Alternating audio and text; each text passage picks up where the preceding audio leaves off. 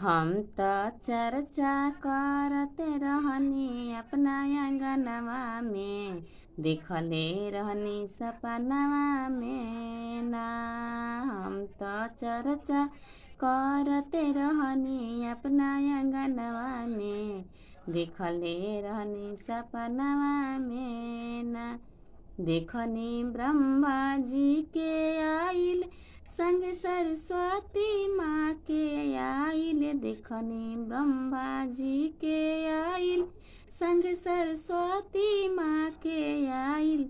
कमंडल ले ले रहले उ त अपना हाथवा में, देखले रहनी सपनवा में ना।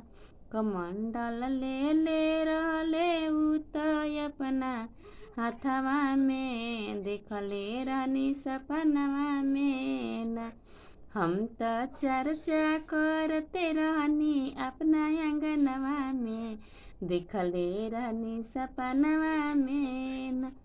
देखनी विष्णु जी के आइल, संग में लक्ष्मी माँ के आइल। देखनी विष्णु माँ के आइल, देखनी विष्णु जी के आइल, संग में लक्ष्मी जी के आइल।